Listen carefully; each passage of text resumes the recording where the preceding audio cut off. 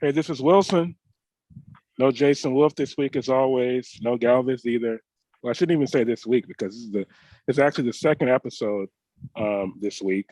So we're recording this right now on Tuesday, August 23rd. So today, Kobe Bryant would have turned 44 years old, and tomorrow is the day known as Kobe Day in Los Angeles and maybe throughout the world or throughout the globe, throughout the world.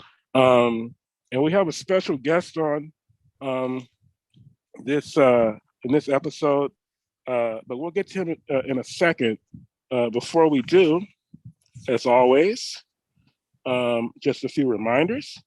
If you're watching this on YouTube, hit that subscribe button next to the Complete Lakers podcast. If you prefer the audio version, remember to rate, review, and subscribe to the show on Apple Podcasts. The show is also on Anchor, Spotify, Google Podcasts, Stitcher, iHeartRadio, and every other major podcatcher. Make sure to follow the show on Twitter and Instagram at TC Pod Network and to like it on Facebook. Just search for the Complete Lakers podcast. And finally, send feedback and mailbag questions to CompleteLakersPodcast@gmail.com. Now, this is Shane booked this guest, but I mean, I'm so impressed by this man that really I want to be the person to bring him in. But I'm going to show respect to Shane. Shane, I'll let you bring in the guest for this episode. Well, yeah, this man is the executive producer of Mason Island on ESPN 710 LA. Show I've been listening in on every day for like the last 5 years or so. And they do great work. And without further ado, Greg Bergman. How's it going on, Greg? Guys? What's going on? Thanks for having me on. Really appreciate it. All right. Greg, thank you for joining us. Greg, also known as Corporate Greg on the Mason and Ireland show. You're also the assistant program director of ESPN LA 710. So this guy is a major guest. We're going to get into some things. We're going to get into Greg's his past, his history. He has a very interesting story. I was reading up, doing my research about how he got to this position that he's in as the executive producer of the #1 sports talk radio show in Los Angeles. But like I said, it's Kobe's birthday, and tomorrow is Kobe Day, so it's 8/23 today, 8/24 tomorrow. So it wouldn't be right if I didn't start the episode off just getting everybody's thoughts on Kobe and what he meant to them. You know, all of us growing up in Los Angeles and watching him for so long. And I'll kick it off with Greg. Greg, what is these 2 days meaning you, 8/23 and 8/24? What are your memories of Kobe Bryant? Well, so I mean, like there's everyone's already said enough that there is about Kobe, but he was Los Angeles. Without Kobe Bryant, the Lakers just, especially in the 90s and 2000s, really weren't the Lakers that they were. All of us, it seems like, grew up with the guy that's right behind Shane Murray right there, where he's got Nick the Quick right behind him. That's who I grew up watching, and that's who I thought was like the greatest player ever. Then Kobe came around, and you're like, whoa, so this is what a Laker is if you didn't grow up at like after, Magic and Kareem and that kind of thing. But he was such a big part of our lives that he, like the Mamba mentality and everything that came along with him. But the biggest thing that I remember from him is, and my favorite memory was that on his last game, the game where he had 60 points, it was against the Utah Jazz. I got to be at the game, and I was walking around and talking to different people, and I got to talk to like Jack Nicholson. But to watch him actually do what he did, and just this, the only way that Kobe could have gone out. So watching him play in that game was the biggest memory that I have of him. But my favorite memory of him, though, is probably, it's weird to say, but when he had airballed a couple of the shots against the Jazz in was it 98? 97. 97, yeah, 97, when he airballed a couple of shots and he came back the next year and was just a dominant force because he learned from that and kept going, and that's what the Mamba mentality was about. And without him, there is no Lakers in my mind. Right. Shane? Kobe was the epitome of a LA's real life superhero for me. Like he was a post, the heart, everything to the Lakers. Actually, when he first got drafted, it was like the first year I picked up a basketball. So I followed his whole career. I literally grew up on him, and we literally saw him grow up from an 18-year-old to now, 44 now? Would have been 44. Mm-hmm. So I'll always remember Mamba mentality, his passion, his work ethic, never gave up, his toughness. Kobe don't flinch. Just everything that he gave us, man. He always, no matter what was going on, he always knew what to do, for Laker Nation. So salute. Mitch? Yeah, man. I mean, Kobe, I definitely obviously grew up in the Kobe era.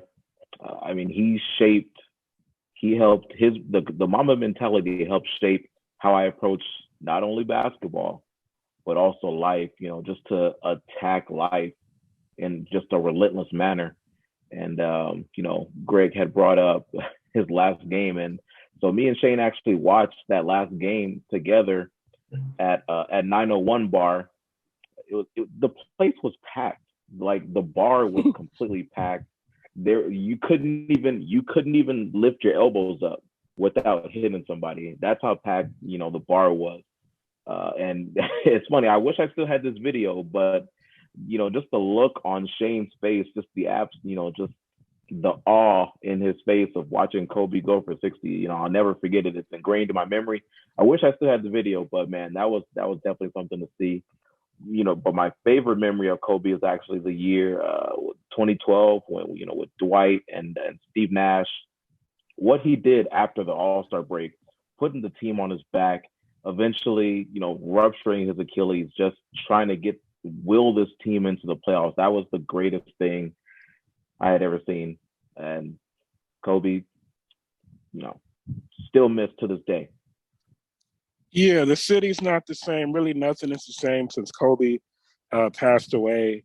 He just meant so much to us as fans in Los Angeles for 20 years. I mean, so much of my life being a young kid was like centered around Kobe and defending Kobe's name and stuff like that for a long period of time. And he just, like I said, he just meant so much, and he gave us 5 parades and so many memories, man. Just so many. The entertainment value. I mean, there've been a lot of great players, but he's in a very short list of players as far as just the nightly, not just on the court but off the court. With some like a lot of the drama, it was just always something to keep you, transfixed. And I just miss him so much, and I just hate what happened. And like I said, nothing is the same. But happy birthday to Kobe Bryant. Real fast so what Mitch was saying, the Lakers were the best team in the second half that year in 2012 until he ruptures his Achilles. They were going to go, they were pushed his way into the playoffs. They were going to win that championship that year. He was going to force it to happen. And so that was a very, very special year. Unfortunately, the Achilles ended everything. Yeah, and who knows if he hadn't ruptured his Achilles, I mean, who knows how much, that really, I mean, that was really one of his most efficient offensive years. So he was 34. We look at LeBron now at about to be 38, still at the top of his game almost. Who knows? Maybe Kobe, could have, done, the same thing maybe, and played until, year 20 and still been an All-NBA player or something like that. You never know. With his feet work, I mean, it's definitely possible, man. Yeah. But yeah, man, rest in peace to Kobe Bryant always. Okay, now let's get into Greg Bergman here, his background. Greg, just follow Kobe. That's not easy to do. No, it's not. From Kobe to Greg Bergman. Not in the same sense. No, Greg, you're great. So, Greg, how did you get your start in sports radio? I know you kind of bounced around a little bit before you found your home at 710. Can you take us through that, your trajectory there? Yeah, sure. So it's I'll do it as fast as possible because it can be kind of long. This is 20 years in the business for me this year. So in 2002, I started off as an intern at Fox Sports Radio.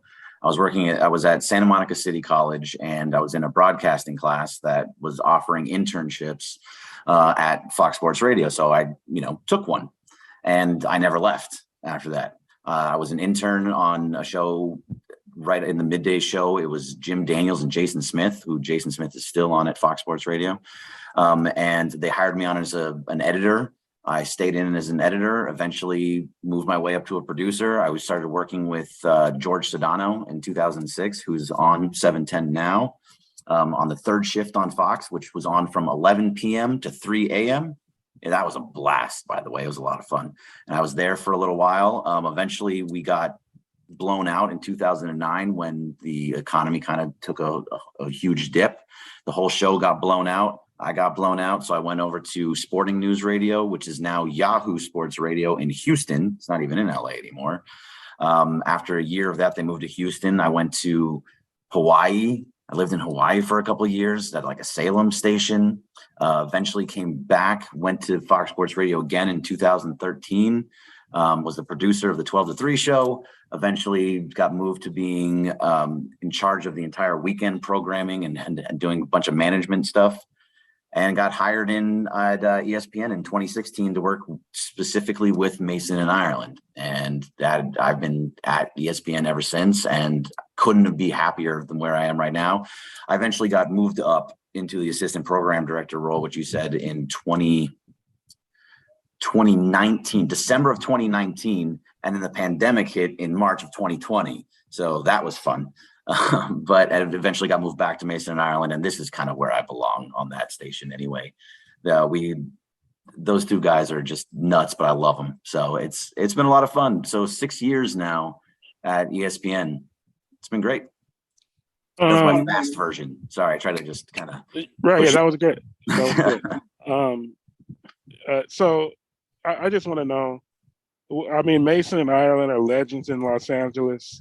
I know they've been doing it together. I think it's been like more than 25 years that they've been a tandem on the radio together. Yeah. But what is it like working with those two? Especially, I mean, Steve is a legend, but especially with John Ireland. Ever since the '90s on KCAL, being a sideline reporter and being on TV and things like that. And now, of course, he's the radio guy with I think it's Michael Thompson, right? Yeah. So, what's it like working with those two legends of LA, sports media? It's a whole nother world. So it's always tough coming into those types of situations because they don't know you, and you have to kind of build their trust. And sometimes you're not going to do things that they like, and sometimes you will. But John is one of the nicest human beings you'll ever meet in your life. Like if you walked up to him at any remote or even at a Laker game, he'll get up, he'll shake your hand, he'll take a picture with you, he'll have questions for you, or he'll answer anything you have. He is just a genuinely nice person that just likes getting along with people. We don't always see eye to eye, and that's okay. But for the most part, he is just a great guy that I really enjoy being around. Mason, I consider a very good friend at this point. We have been through so much, and we talk every day. And I've always spent the most time prepping the show with Mason because he needs it more than Ireland does, more so of just the talking through it ahead of time. And so I've talked to Mason for years, and he is also a genuinely nice human being that just enjoys what he does. Where he's done things for me, like he got me into Game 7 of the 2017 World Series. He's taken me to different sporting events, Dodger games. We've sat together at Laker games. These two guys I couldn't ask for two better people to work with. Whether we get along or not every day, that doesn't matter, because at the end of the day, we all are just our friends, and I couldn't ask for two better people. Yeah, I got a bunch of questions. So you guys mentioned Shane, and you guys ever feel like jumping in, you just got to go for it. Well, I was going to ask next. So I saw a picture of you shaking hands with LeBron at what looked like a media day. Did you? So I know you. I mean, how often is it? I mean, how many? I mean, you've had a long career in sports media. Can you run through like some of the names of like the famous athletes that you've actually met in person over the years? Sure. So I mean, like Shaq is obviously one of them. I have a picture with Shaq actually in studio. I never got to meet Kobe. God, I wish I was able to at some point, but I never got to meet him. I sat next to Robert Horry for a short time during that 2018 game for Kobe's last game, the 60-point game. Let's see. I mean, I've met James Worthy. I've met a lot of Lakers. I interviewed Justin Turner one time of the Dodgers at T-Mobile thing, or it was a T-Mobile. I think it was T-Mobile. So that was pretty cool. But the LeBron thing was pretty funny because it was his first media day with the Lakers.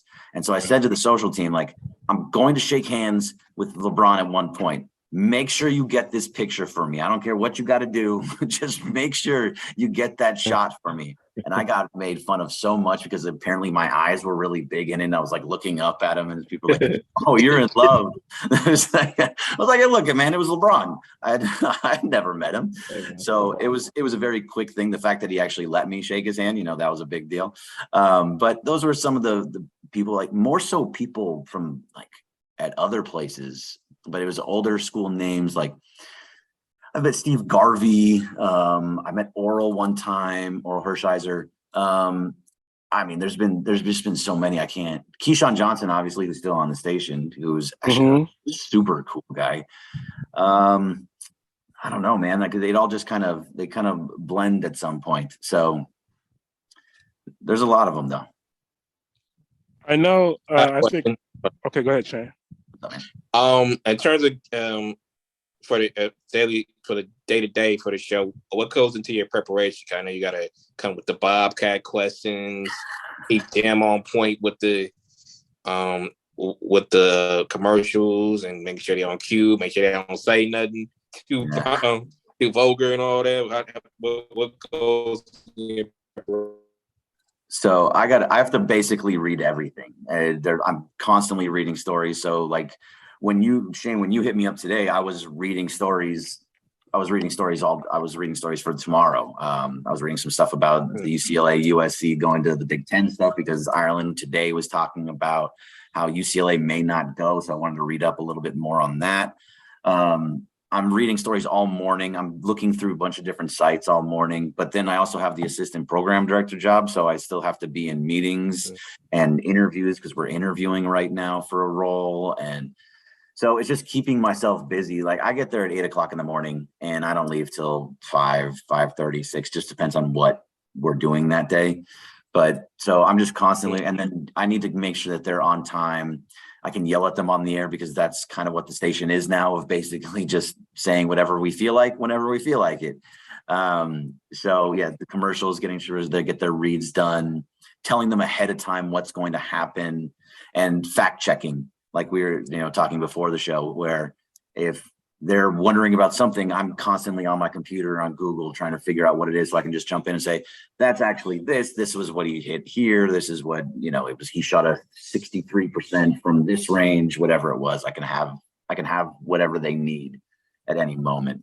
So it's just constantly reading ESPN, Yardbarker, Bro Bible, Yahoo, CBS Sports, ESPN front page, just finding as many sites as I possibly can to find whatever I can. Twitter is where I get a lot of stuff, obviously, because that's where most things come from at this point. Okay. What was I going to say? I lost my train of thought.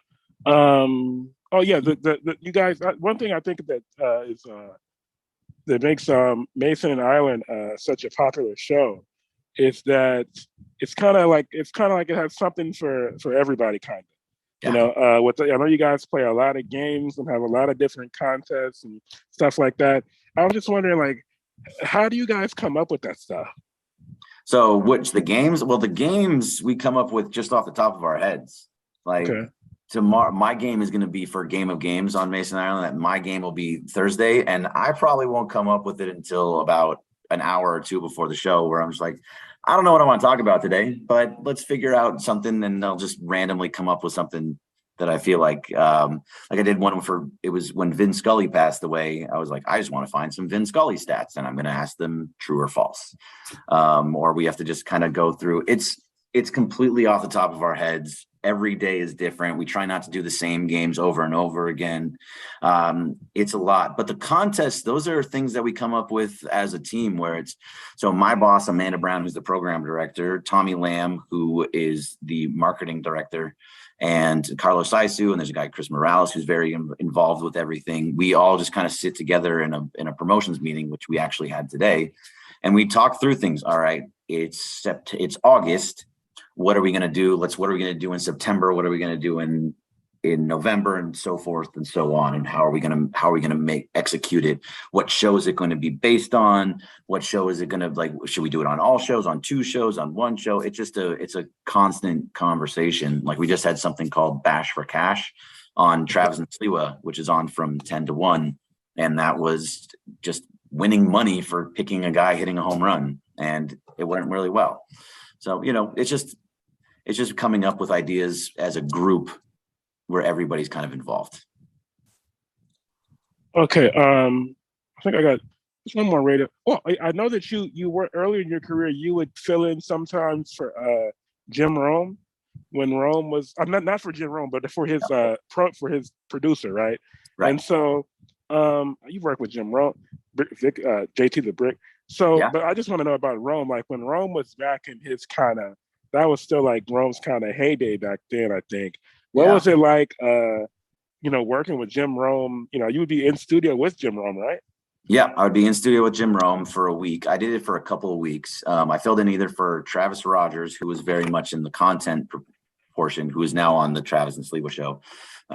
Like I said before, Mason in Ireland, or I'd fill in for Jason Stewart, who was kind of like the guest booker. It was a totally different world for me at that point because it was probably about 2006-ish, 2006, 2007 when that was happening. So I would get off of the 3rd shift at 3:00 in the morning and I would drive down to Irvine from Van Nuys because the station was on Sepulveda and Ventura. And I would drive down to Irvine to go do the show because that's where you recorded. And the show would start at 6:00. I would go to a friend's house, sleep for an hour, get up and drive back to the studio, to the new studio.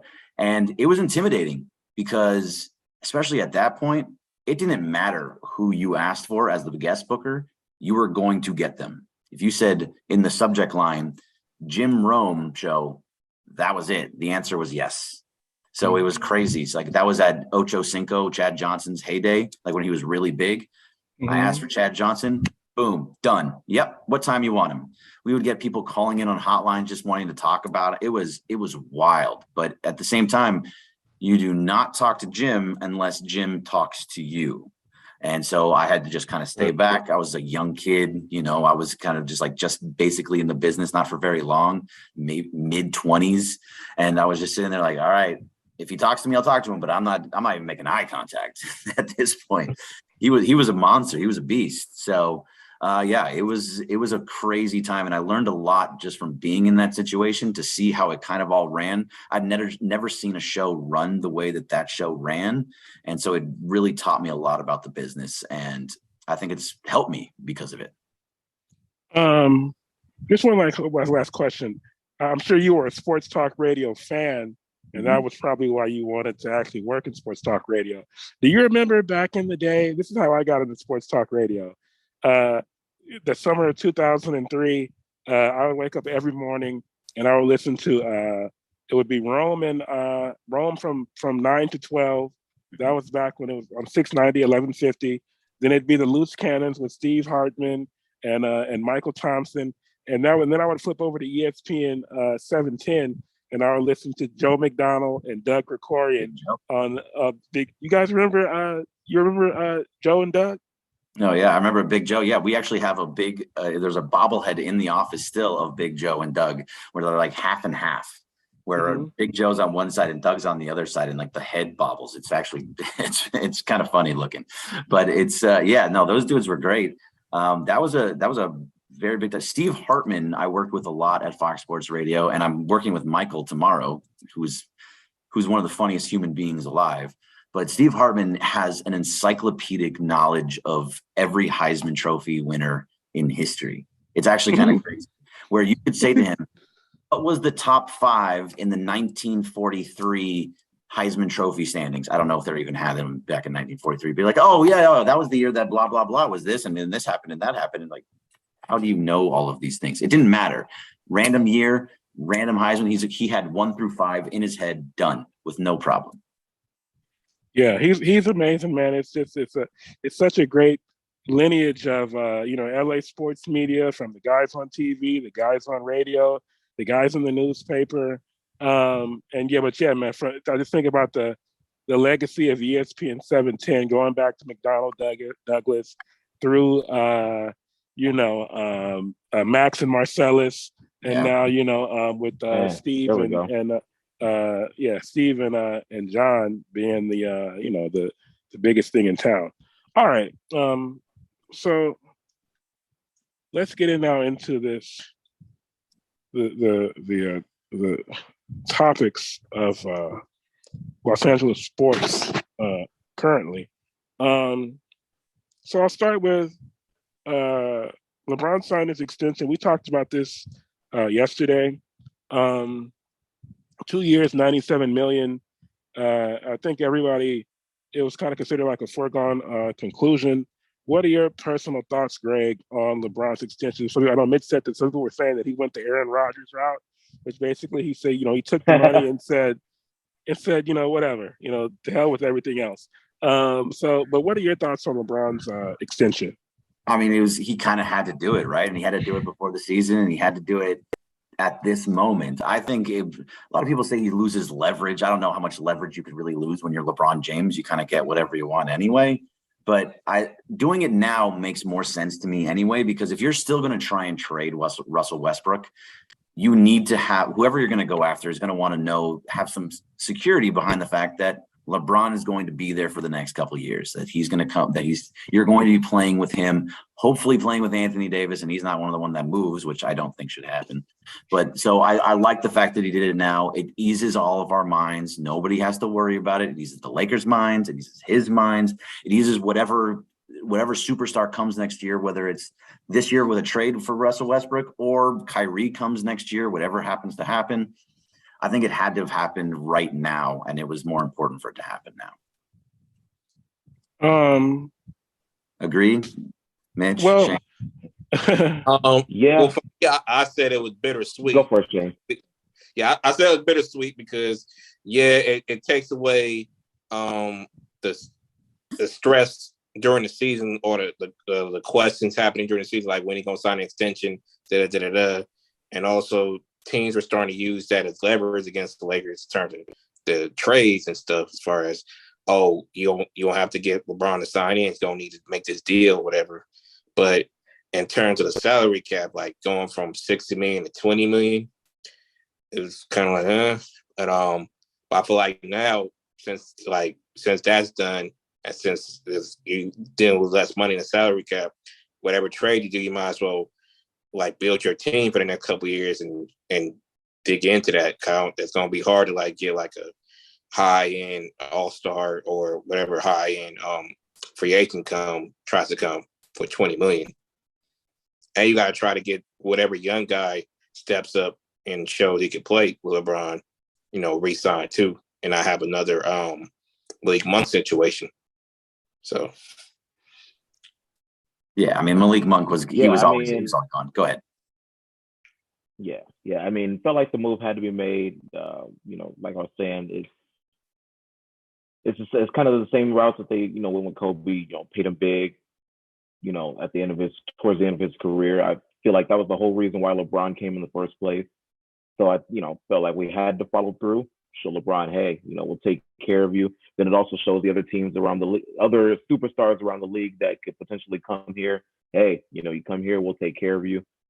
We'll let you have a say in moves possibly, and we'll do our best to get things done for you. Basically, I mean, it was for the brand, like Anto said yesterday. It was a good move for the brand at the end of the day. So we had to get it done. I'm sorry to Shane Murray. I'm sorry to my girlfriend as well. She's very upset about it. She goes on a rant anytime we mention it. So I try not to say it too loud, so she doesn't hear that we're, going on about LeBron's ascension again. She's gonna bust in here and be like, I don't want him. Basically, yeah. Greg, I know, because like Mitch said, I mean, obviously we have some LeBron haters in the Complete Lakers podcast universe, and Greg, working on the radio, man, and listening to people calling on the show, LeBron is a divisive figure in Los Angeles. How much, like, as far as interacting with the calls and stuff like that, like, what would you say LeBron's like overall reputation is in Los Angeles? Approval rating. Yeah. What's his approval rating? This is my own version of just from the phone calls approval rating. So yeah. I think most people, I think the overwhelming majority love LeBron and are excited with everything he did. My brother, for one person, he hates him. He doesn't want him around. He thought that he just keeps saying like, "Oh, I would have rather had the young kids." Like, no, you didn't. You got a championship. Like, you know what you got. This was all going to happen. But I think LeBron's time in LA is divisive. Over the 4 years that he's been there, they won the world championship once. They made the play-in game twice and only won one of them. And another time didn't even make the playoffs. He's averaged about 50 games played, 56 games, something around that. He misses a lot of time since he's been here. He's been injured a lot, and you can't get away from that. So I think, would I call it a success? Yes, because they won a championship. But overall, you kind of wanted more, you expected more. And I don't think that if he would have left, it would have really kind of dampened his legacy overall, because you can't leave at this point. So I think most people, though, appreciate the fact that he is the best player in the world, was the best player in the world, and he got a championship for them. I think that's all you knew what you were going to get out of it. He just needs to stay healthy. Anthony Davis needs to stay healthy, and they're always going to have a shot if they're both healthy. Right. Shane Murray, do you want to explain your hatred of LeBron, since we have you right here? Oh, we got a hater. I love haters. All right, let's go. Yeah. Oh, yeah. Okay. He's a born hater. Tell him. Is it because you're a Kobe lover that you hate LeBron? Or yeah, let's just admit it, Shane. Okay. That's for me, when he first came in, both. I feel like you can be both. For me, when he first came in, I feel like he was marketed as the anti-Kobe. How is he marketed anti-Kobe? I'm interested. I want to know how that. The whole King thing, like before he even played a game, he had a whole poster of being in the King's seat with the crown, and he had chosen one tattoo. Okay. And then as he played throughout the years, it was, he knows how to make his team player. He knows how to make his team better, unlike Kobe. Always a team player, unlike Kobe. Always a leader, unlike Kobe. Oh, everybody wants to play with LeBron, but no one wants to play with Kobe. So you keep hearing it as like, bruh, he gave you 5 championships. Like, you don't win 5 championships without showing no leadership. And then leading on and saying being a guard, going up as a point guard. Like, for me, every point guard I've seen play with him, he turns into a spot up shooting guard, which is Rondo, Mo Williams, now Russell Westbrook. And that drives me crazy, because I can't, as a point guard, it's like, you are forward. Like, you can pass the ball, cool. That's all good. You can run the offense. You're known as, you got your assists, all good. But you are a small forward. Run the floor, post up, let point guard be point guard. Okay, so you hit a couple different things there. He's a point forward. Yeah, so you hit a couple different things there. I'm gonna try and hit all of them. I'm gonna see if I can remember them. All right, so you say he's a small forward.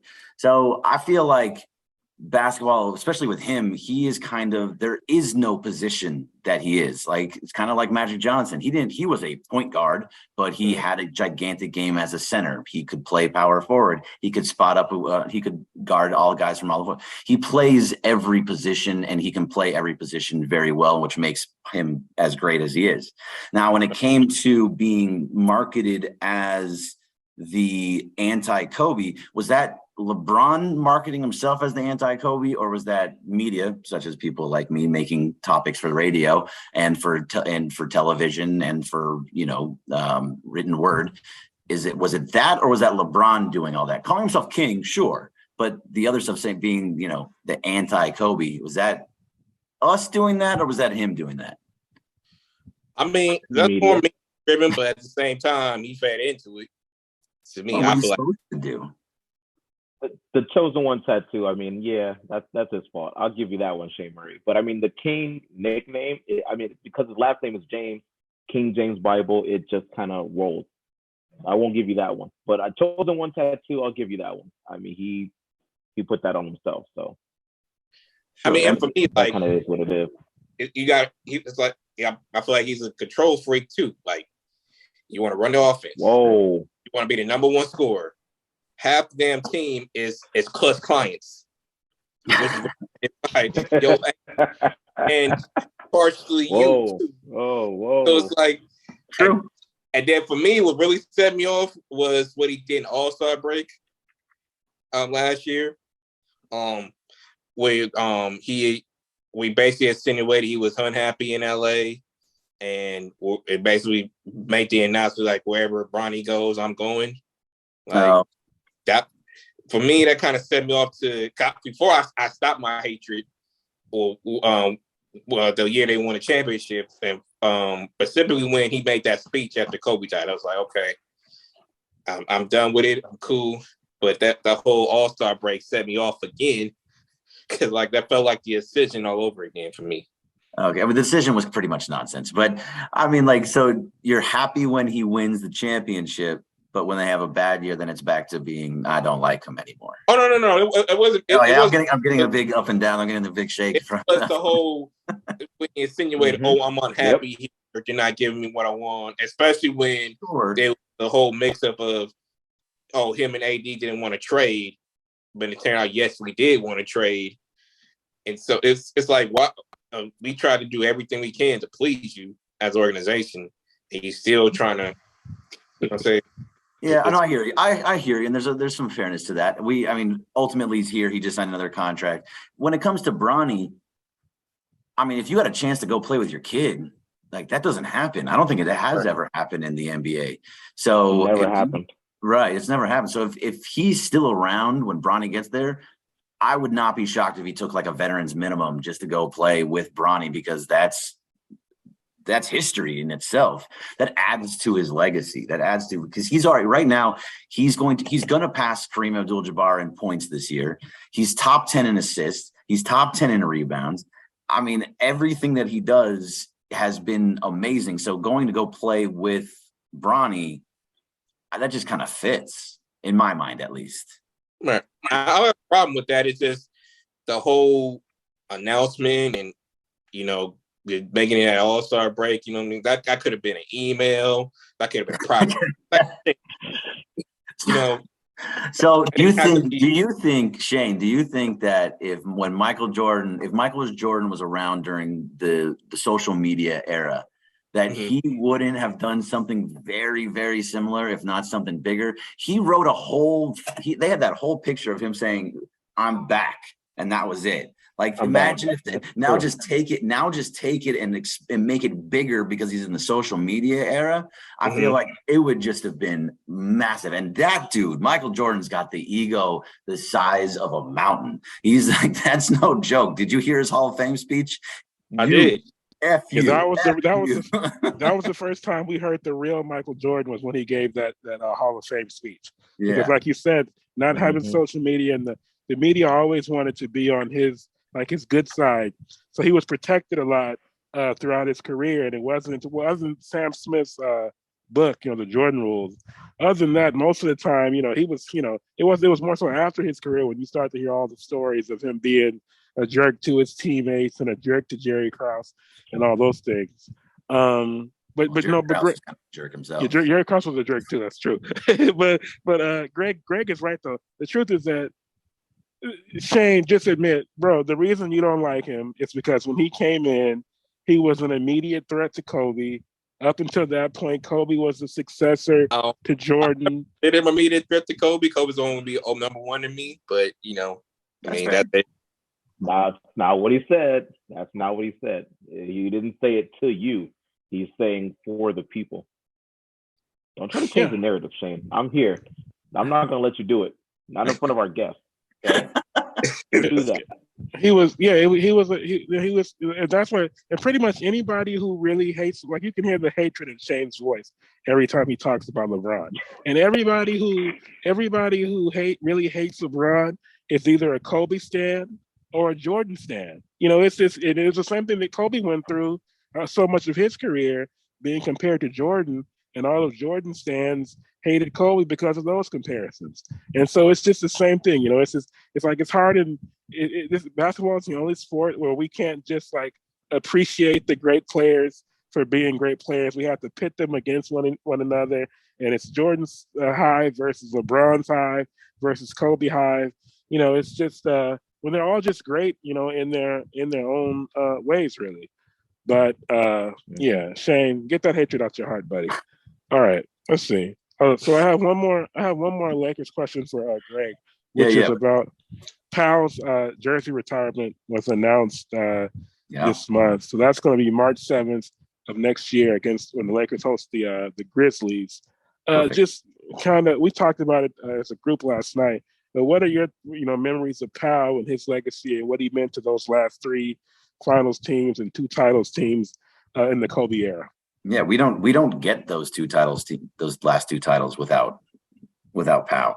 Powell is, if you remember, in the year, so it was 2009 against the Celtics when they lost, right? Was that 2008? 2008. Sorry, my years just kind of all blend together at some point. So yeah, 2008 against the Celtics, they lost, and everybody, if you remember, everyone called him Pau Gasol.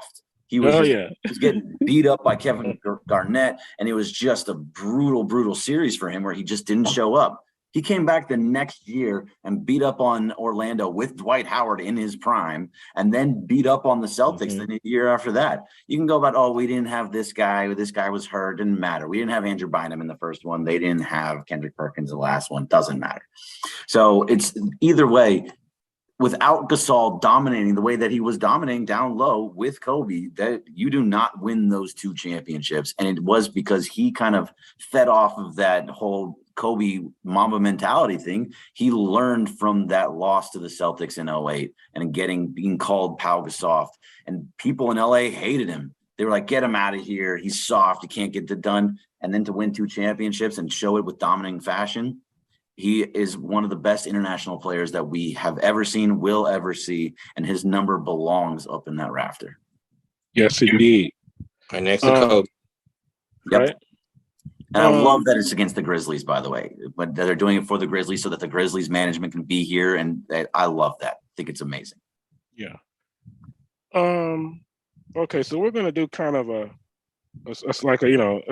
speed round of sorts. I don't want to take up too much more of Greg's time, but I wanted to get his thoughts on, because he's an expert on all things LA sports. So I just wanted to kind of go through all the LA sports teams and get his thoughts, quickly on, a few of the things that concerning those teams. So the Dodgers, they lost Walker Buehler for the season to an elbow injury. The Dodgers have so much depth throughout their entire roster, both of course in the lineup and in their pitching. Do you think that'll be a problem for the Dodgers with Gonsolin and Anderson and Urias Steele and Kershaw coming back? When it comes to October, how much will the Dodgers miss Walker Buehler? Well, I think you miss Walker Buehler no matter what. Walker Buehler was the ace of that staff, is the ace of that staff. Julio Urias has taken over that spot, but Buehler is, in every big game that happened over the last couple of years in the playoffs, Walker Buehler pitched, and he pitched well. And he was the guy that would come in, and it didn't matter if it was like the 6th inning, he had bases loaded and nobody out. He was getting out of that jam because he was that just type of pitcher. So I'm really going to miss Walker Buehler. And the fact that him having a second Tommy John is kind of scary in itself. So we won't even see him probably at all next year. Probably not going to see him until 2024, which is rough because he is the ace of this staff. Luckily, the Dodgers do have a ton of depth in all those people that you said. You mentioned Gonsolin and Anderson and Kershaw and Arias, but you didn't say Dustin May, who just came back and had a one hit in 5 innings with 9 Ks and was just outstanding. Didn't mention Andrew Heaney, who's another guy who is going to be probably out of the bullpen, but can give you a couple of innings, 4 or 5 innings if you really needed him to. And he's been very, very good this year when he's out there. Blake Treinen's going to come back to help in the bullpen.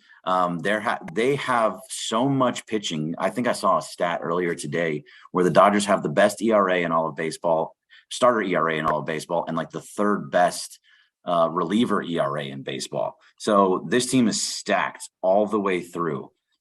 The only place that I get a little bit worried is with Craig Kimbrell in the 9th inning. And if it gets to that point, if it's a 1-run game, I do not trust him in that situation. So I'm hoping that he either figures it out in the next month, which I can't imagine happens, but I would love for it to, or they let somebody else get in there and try and like Evan Phillips to get into that role, Blake Treinen to get into that role, somebody to get into that role that is going to be a little bit more trustworthy. But to answer your question about whether I'm worried about their rotation, no, because they have so much depth, and you're going to fight over who's going to be the number 2 starter, who's going to be the number 3 starter.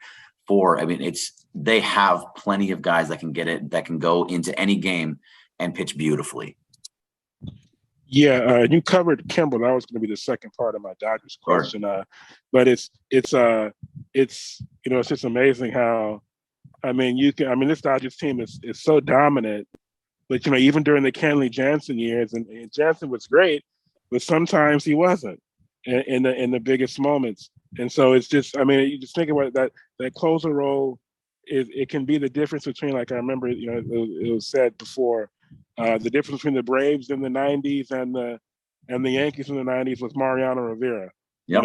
That was the difference basically. Rivera had like a 0.7 ERA in the postseason and all those postseason innings pitched. So there's only one Rivera, but if if the Dodgers, it's like, I guess it's at the end of the day, it's like there's no team is perfect. Because if the Dodgers had a closer who was somebody that they could, going back, like a dominant closer, like an Eric Gagne went back in the day, or Troy Percival with the Angels, somebody like that.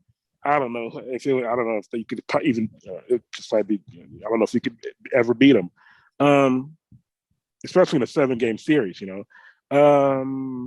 Okay, yeah, so they got plenty of guys that can go into that role if it's necessary, and like we have to remember too that it's going to be kind of the playoffs are going to be much faster this year, where there's going to be, I don't think there's a game off in between each. Like you're going to play back-to-back games and then a day off, and then you're going to fly and you're going to go out and you have another 2 games in a row. So you're not even going to be able to pitch Craig Kimbrell in every single game. So there's going to be other guys that are going to have to step up into that role, and so that's where you see guys like Phillips and Treinen, maybe Gratterall, maybe Vezia, and there's going to be certain guys. And you might even throw Dustin May into those situations. So they're going to have guys that are going to roll into that role, and they'll be fine. Okay. So the Rams, the defending Super Bowl champions, the last team that repeat as Super Bowl champions is the Patriots in 2004. The Rams lost some guys and they gained some guys this offseason. So they lost Von Miller, but they gained a Bobby Wagner. They traded away Robert Woods, the Los Angeles football legend, but they gained Allen Robinson. What do you look? It's hard to really say it. In football, look at a team and say, well, can they repeat? Of course they can, but what do you think are just looking at the Rams this year in the West, you don't have to worry about Seattle. Arizona is kind of shaky. The Niners have Trey Lance. We'll see how he does. So the Rams are set up well. Vikings are looking solid, though. Vikings are looking very solid, though. So got to worry about them. Oh, my God. All right, Mitch, please. Anthony, make sure you mention the Vikings. Thank you. Oh, just saying, my bad, man. My bad. I'm sorry, Mitch. I don't think anybody's worried about the Vikings. Greg, how do you look at the Rams' chances this year of repeating? So I think they're pretty good. And the Vikings, Kirk Cousins is never going to do nothing. But when it goes, you like that? So no, I think the Rams as much the biggest loss to me for this team is not all of those guys that you mentioned, not the Robert Woods, because they re-upped with Allen Robinson, who's an incredible wide receiver and is going to pick up. And I'm sure they'll bring OBJ back too. And it's not Von Miller, was fantastic in the Super Bowl, but yeah, you bring in Bobby Wagner, might be a little bit past his prime, but we thought that about Von Miller too. I think the biggest loss is left tackle and Andrew Whitworth. Andrew Whitworth not being there as your protection is a big deal. So I think that they got guys that can go into that spot and it'll work out pretty well, but it really comes down to Matthew Stafford feeling safe on his blind side and knowing that he's gonna be able to have as much time as he needed, like he did with Whitworth. Look, but they're going to be so good because they have everything that you could possibly need. They have a great running game. They have Stafford, who really showed that he could do a lot with the time that he had. Although he made some bad passes, and we'll see what he does in the second year with them. But it's very difficult, like you said, to repeat in the NFL. I think if any team is going to be able to do it, it will be this team. But I think the Raiders are going to win it all. So that's all that matters to me. Cowboys. Yeah. No, I said the Raiders. Cowboys, yeah. So we got a Raiders fan, a Cowboys fan, and a Vikings fan and a Rams fan. Yeah, that's LA, right? Yeah. Pretty much. Yeah. And I'm not even really a Rams fan. I'm like a Patriots fan. So we can't even discuss Lord. You lost it. You lost. Well, no, I'm a Tom Brady fan, so I kind of follow. So now you're a Bucs fan. Yeah, I'm a Tom Brady fan. I was a Rams fan when they were in St. Louis, ironically, when they had Marshall Faulk and Kurt Warner and those guys. But it's good. Yeah. It's funny. Sorry to interrupt. I was a Vikings fan because the Raiders left and went back to Oakland, right? So I was like, well, I can't be a fan of the Raiders anymore, even though they're in my heart forever, and that's why I'm still a fan. And I thought about going to the Vikings because I loved the way that Randall Cunningham played. So I was like, oh, okay, give me Randall Cunningham, Chris Carter. Who was it? Was it? Oh God, what was the tight end's name? That was God, I can't think of his name off the top of my head right now, but they had Robert Smith in the backfield, and I thought that team was so good. And then the Gary Anderson missed field goal. I was just like, all right, I already know what this fan base is like. I'm out. I remember that. Yeah, I remember that. I was at brunch the day he missed that field goal.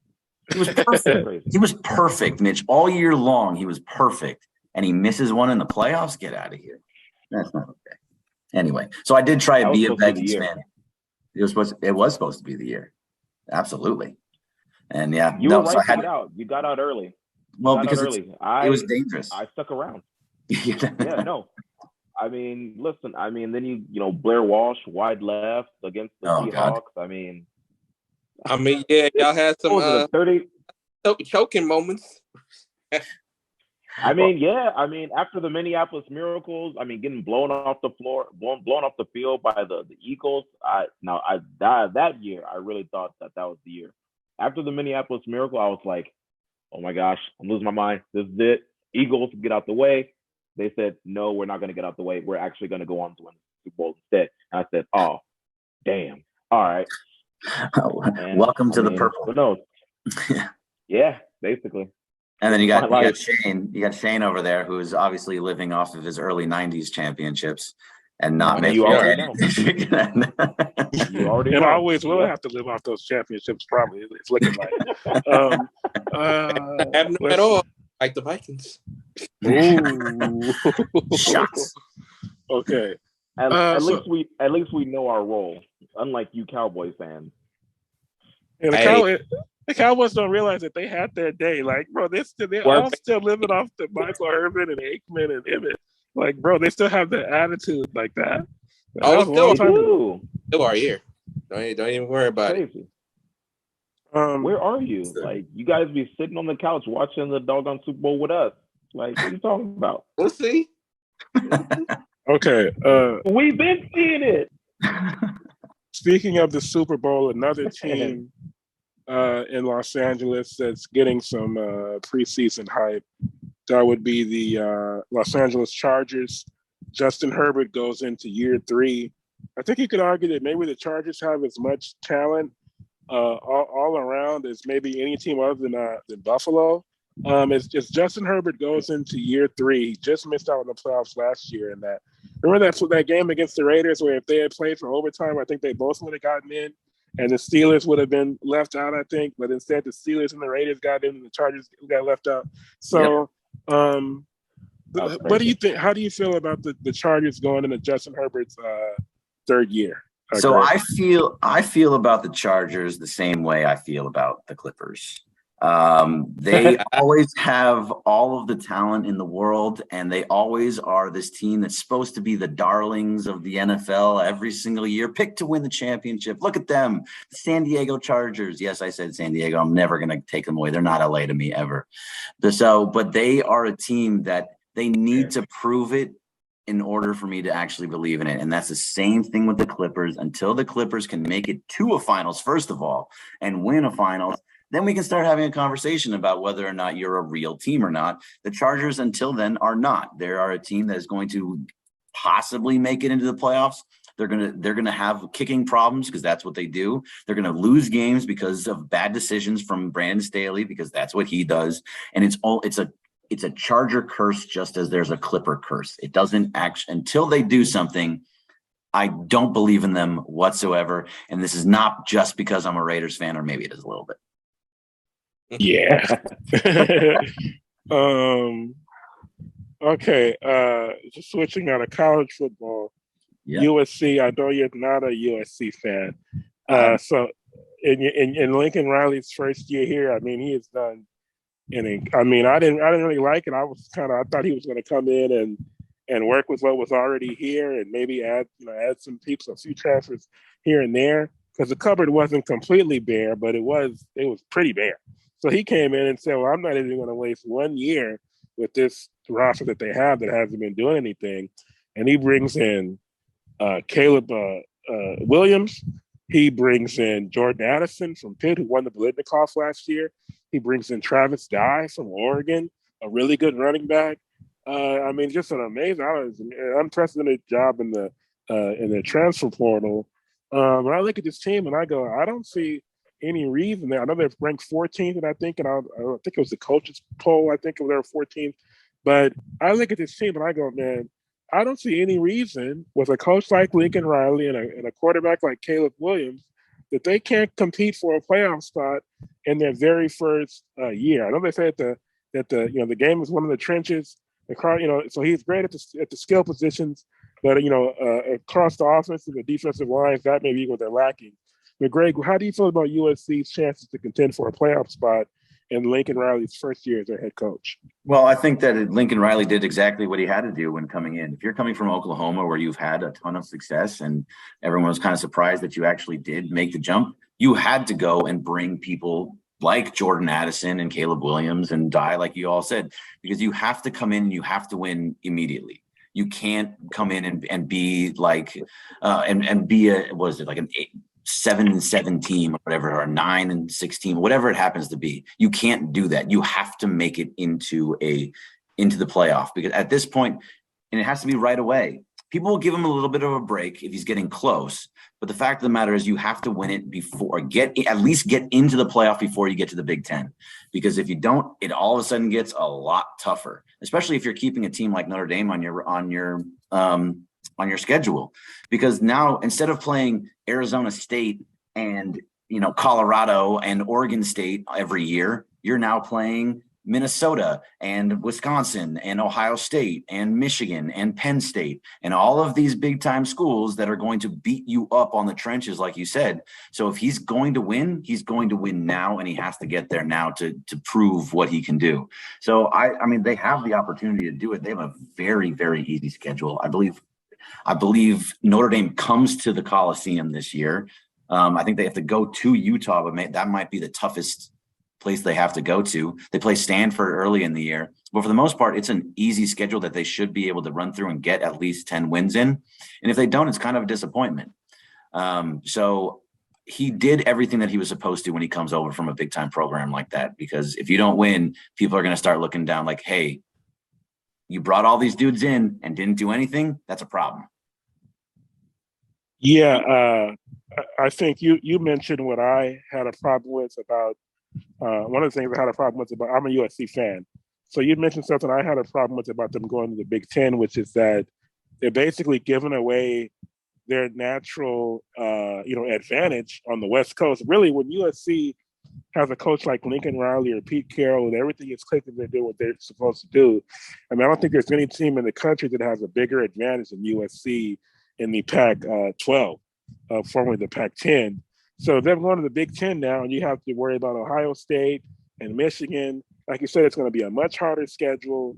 And my other problem was just that I'm a traditionalist, and I don't really think I want to see USC play a Big Ten schedule. I'm used to, like you said, Arizona State, and Oregon and Oregon State and all those things. That's what I'm used to. So that part of it is going to suck. But it is at the end of the day, I think it was basically just a business decision. The Pac-12 has struggled for years. Their administration getting these Pac-12 schools the same type of recognition and attention as schools in other parts of the country and other conferences. So I think that was it. But I also feel like at the same time, like I said, once you bring in Lincoln Riley, that kind of corrects those issues, at least for USC by itself. Because when Pete Carroll was here and we were having that incredible run, it wasn't a problem that the Pac-10 their administrators were doing a poor job. When you're dominant and you're a glamour school like USC, people will pay attention. So I feel like but the other thing is also that I think it's just like it's moving in that direction. Anyway, isn't it? Where it's going to be ultimately like one or two big super conferences. So it's almost like they're just kind of getting a jump on that whole thing. That's where it's going. Like, I mean, it's going to turn into, at some point, it's going to become the SEC versus the Big Ten, and that's going to be that's all it's going to be. Like, all these other conferences aren't going to matter. That's how you're going to get into the playoffs. It's going to be Eastern Conference, Western Conference, but it's just going to be called SEC Big Ten at some point. Like, the Big Ten's trying to get to 20 schools. The SEC is going to get to 20 schools. At that point, it's really just the two conferences against each other, and then they might even build up from there. So, I mean, we're seeing a change in the college football landscape, and it's going to change even more drastically over the next couple of years. Yeah, and just so one final question about the California Board of Regents or whatever it's called. They had a problem with USC. Basically, I guess it was just UCLA making the move without telling them, basically. And I think you were saying that John Allen was saying on the show today that maybe UCLA won't go. Just how would you handicap that situation right now? Well, I mean, I can't imagine that they would. I get it from the region's point of view. I get it from the Pac-12 point of view. It's like, why do we want to lose UCLA? But I mean, it's already been put out there. You would really hamstring UCLA. They were very much in debt. They were hundreds of millions of dollars, like at least $100 million in debt. And this move to the Big Ten was going to take him out of that debt. It was going to completely change it. So if they didn't, I can't imagine that it was either. So the chancellor at UCLA his name is Gene Block, and the SID, the athletic director is Martin Jarman. If one of them didn't go to the board of regents and say like, hey, we're moving, and they knew that there was a possibility that they could block it, that was a gigantic mistake that is going to have just a lasting effect on the way that they will become a nothing team because of what we were just talking about, how it's going to be SEC versus Big Ten at some point. If they're not a part of that Big Ten world and they have to get stuck in the Pac-12, which is basically the WAC or the Big West at this point, you're completely far behind everything. You're going to be in the Pac-12 networks and be playing 8:00 games at night, 11:00 on the East Coast, and no one's going to watch any of your games. It's a different world over there. They have to be a part of the change in the landscape. And if they screwed themselves by not talking to these board of regents, that's a massive mistake that they're not going to ever overcome. All right. Any more questions for Greg, you guys? I had a couple. So first I had a Laker question. I noticed like what some callers that you guys have and over the last few years or so, there's been some ramblings with fans saying that they're like the buses to 17. which I don't really rock with, but I just wanted to get your thoughts. And do you ever see the buses selling at some point? Absolutely not. I mean, there was a couple years ago, I remember there was like a whole big Reddit thing where they were going to have everybody come down to sell the team down at Staples Center. And they had these signs, and there was literally 15 people there. There was more media members to film it, to see what was going on, than there were actually people trying to get the buses to sell the team. There's no way that the buses will ever sell the team, because why should they? What reason should they be doing this? Because us as fans don't like some of the decisions that's being made up top. This is who they are. This is what they've done. And they just got a championship in 2020. It's not like we've been sitting there since 1975 waiting for a championship like the Knicks or whatever year that was for them. Like, this is a team that wins championships, and they win them every single decade. So, there's no reason. They're never going to sell the team. People that say, come on, sell the team, they're just upset and looking for somebody to scream at. So no, there's no reason in my mind for them ever to, and they never will. Okay. My other question, Dodger related. So this year, even though the team's been dominating, Cody Bellinger and Muggsy, Max Muncy have been having like slow years. Muncy, dude, he's still recovering from the injury, but then Trace Thompson comes in, like, back to being a Dodger. He's been killing it. So I'm wondering, like, do you see that as terms of playoff roster, when the playoff rosters come around? Do you see that, even though he's killing it? Do you see Trace like maybe falling back on the bench or not even on the roster at all, just to give Cody Bellinger and Muncy some leeway? Or do you see a roster where all three of them coexist? I think you're not going to be able to have all three of them coexist, so it's going to be difficult. Cody is the one that I think has the most to lose in all of this. His defense hasn't been as great as it has been in years past. He's still a Gold Glove outfielder, so he's a guy that can make any catch out there. So he sticks around because of that. But his bat has been very, very bad this year, to the point where his on base percentage is the lowest that I've ever seen. It's like 260 something. I actually looked it up the other day, and I don't know what it's done since over the last couple of games, but last week there was 144 players that were eligible for on base percentage. He was 142 out of 144 in all of Major League Baseball. Like, he has been bad. bad. So if he can't figure it out at the plate, he has the most to lose out of all of it. Trace Thompson hit a 3-run home run off of the Cy Young Award winner before we came onto the Zoom. He is a guy that plays good defense. He's starting to find his bat, what's weird about him too is he has reverse splits, which that means that he is a righty that's supposed to be able to hit lefties, but he's hitting righties better than he's hitting lefties, which is a very odd thing for most people. So he has a reverse splits. And so he's a guy that I could see on the roster, but it also depends on, you have too many outfield spots right now. So because Joey Gallo is starting to hit again since he got over here, he's a very good defender too. So your outfield is looking something along the lines of Mookie's not going anywhere. He's in right field. He's in right field every single day.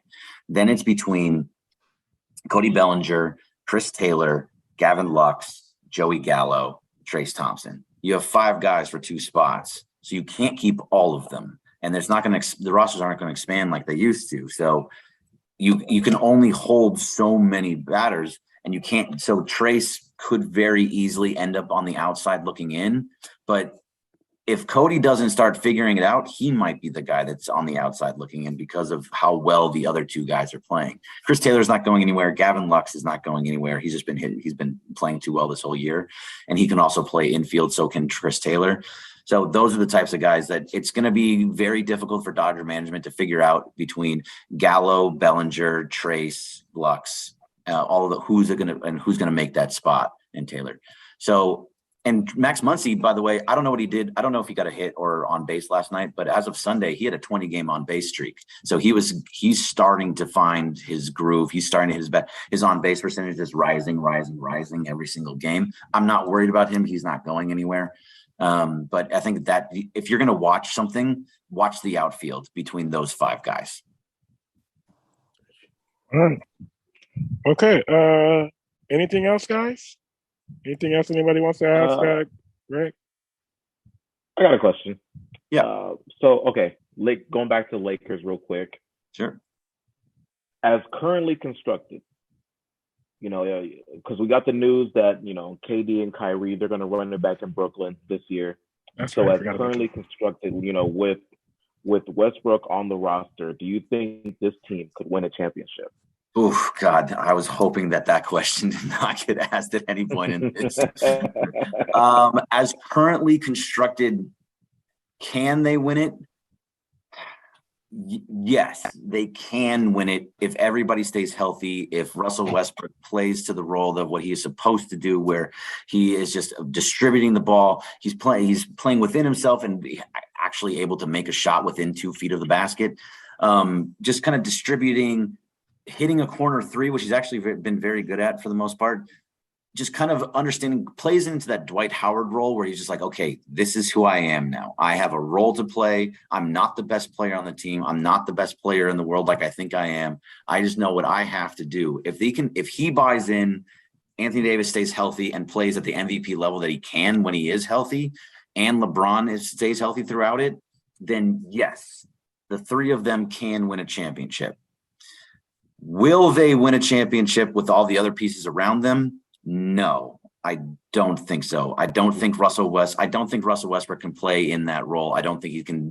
Don't think he can get the ego away from who he is. I would love to see Anthony Davis healthy. We just haven't seen it that often, and we haven't really seen LeBron healthy either at this point. So, barring them missing a lot of time, I mean, ESPN put out a poll. They put out what their rankings were for everybody for the upcoming season, and they had the Lakers at 42-40. 42-40 is not championship level, and that's a 9 seed. That's in the play-in again. Yeah. That'd be 3 years in the play-in in the LeBron era.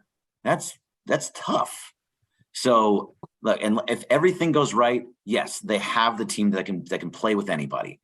I just don't think it'll work out unless you move Westbrook for something. Now, would I move Westbrook for Miles Turner and Buddy Hield? Yeah, in a heartbeat. Absolutely. And would I bring in somebody like Pat Bev, who I'm not a big Pat Bev fan, but that's defense. Like, bring me the defensive players. You know what I mean? Yes. Thank so you. You're welcome. So, like, look, this is what the biggest thing. I got to go just to Frank Vogel here for just a second.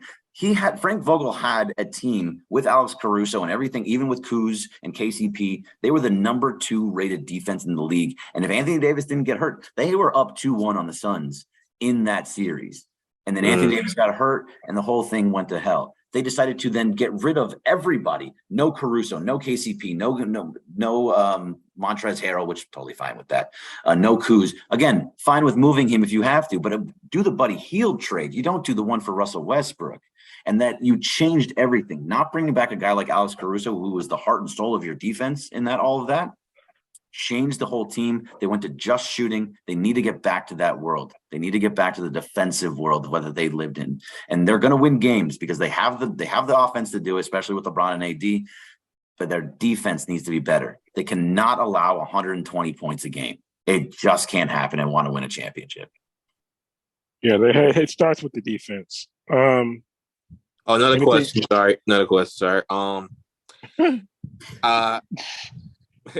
Well, it's just a 2-part question. Yep. Part 1, how do you feel about the news? Oh my gosh. Yeah, like, bro, Greg Bergman has to work tomorrow. Come on. This is I'm good. I'm enjoying this. How you feel about the news of the mutual interest of bringing Schroeder back?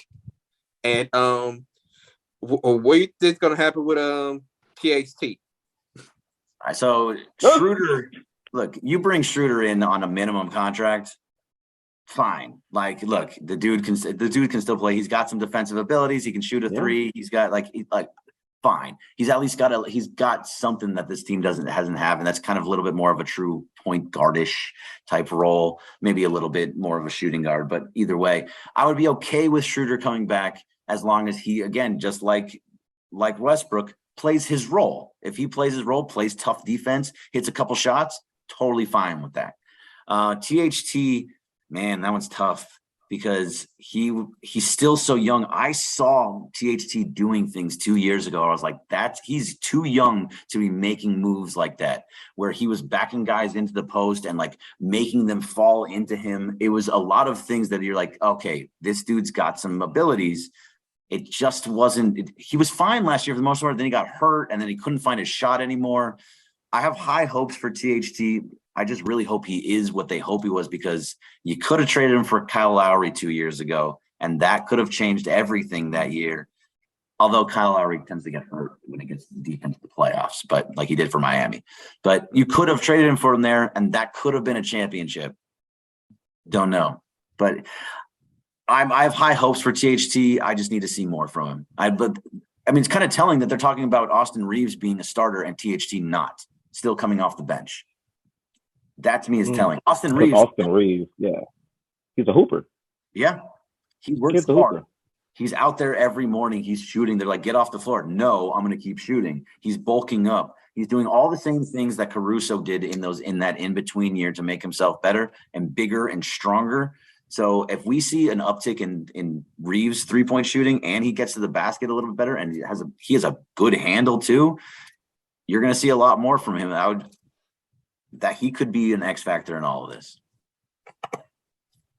Yeah, I think that's what it's going to take. We're going to need somebody like that we're not maybe necessarily expecting to step up and be like Greg said, that like an unexpected, X factor like Austin Reeves to add like a wrinkle that we didn't see coming.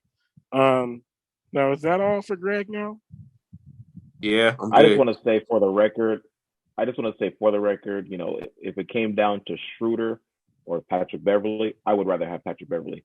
Sorry, Shane.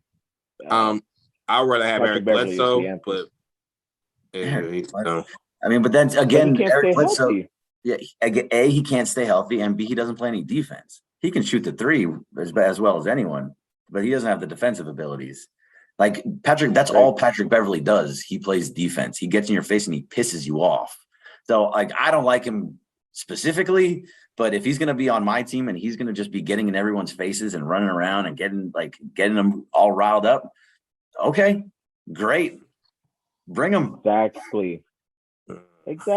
That's why I keep trying to tell Shane Murray. He doesn't listen to me though. Patrick Beverly is the type of guy you hate to see on the other side, but if he's on your team, it's like, I love this guy. Like you said, all he does is just get in people's faces and piss people off. That's what Patrick Beverly does. You want him on your side, not against you. Shane doesn't get it. Shane takes everything personally. Come on, it's like it's not. You want him if he's on your team. Shane. He also doesn't like defense. Oh, I love defense. Don't even do that. That's a lie. You disrespect defense every day of your life. What are you talking about? I don't like one-dimensional players. That's the difference. You would rather have a one-dimensional offensive player than a one-dimensional defensive player. Mm-hmm. It's fair. Well, I mean, obviously, everybody wants a 3-and-D guy, but there's not a ton of 3-and-D guys out there. So if you're gonna give me one or the other, where there's a guy that's gonna be an amazing offensive player or an amazing defensive player, give me the defensive guy every day. Yeah, I agree. All right.